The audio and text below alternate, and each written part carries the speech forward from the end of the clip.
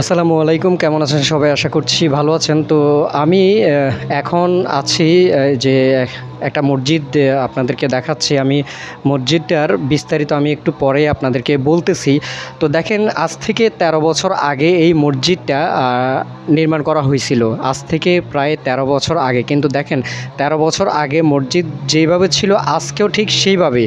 এই মসজিদটা আসলে কোনো রকম কোনো আপডেট হচ্ছে না, বা মসজিদটার কোনো আপডেট তারা করতেছে না। আসলে মসজিদটার যে অবস্থা এখন, এই যে দেখেন, সম্পূর্ণ মানে বলতে গেলে যে অবহেলায় মসজিদটা আসলে ভুগতেছে। এই মসজিদটার আসলে কোনো নির্মাণ কাজ এখানে করা হচ্ছে না, বা যারা দায়িত্বে আছেন বা যারা সভাপতি সেক্রেটারি আছেন তাদের উদ্দেশ্যে বলবো যে এটা সবার সহযোগিতায়, যেহেতু নামাজ পড়ার একটি জায়গা, আল্লাহর ঘর, এটাকে অবশ্যই আপডেট করতে হবে। এবং এটা আসলে অবহেলা করলে চলবে না।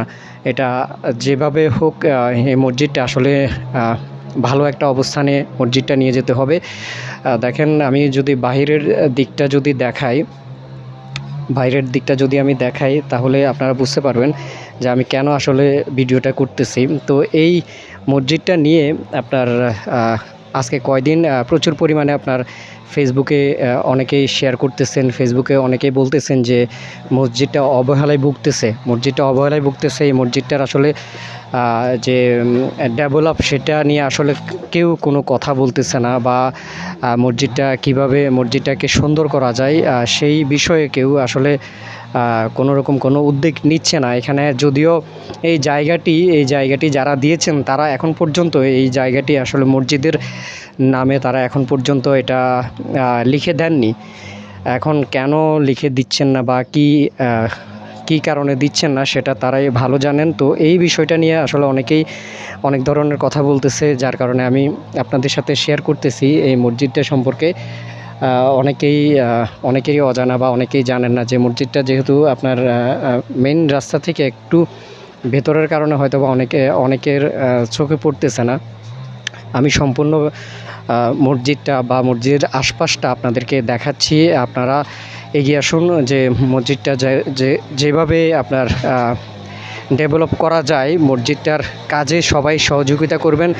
তো মসজিদটির যেই পরিচিতিটা যদি আমি বলি, মসজিদটির নাম হচ্ছে আবুল কালাম সওদাগর জামে মসজিদ, এবং এটা স্থাপিত হয়েছে 21/6/2013 সালে, এবং মধ্য মুসাপুর, ওয়ার্ড নং 8, কোম্পানিগঞ্জ, নোয়াখালী।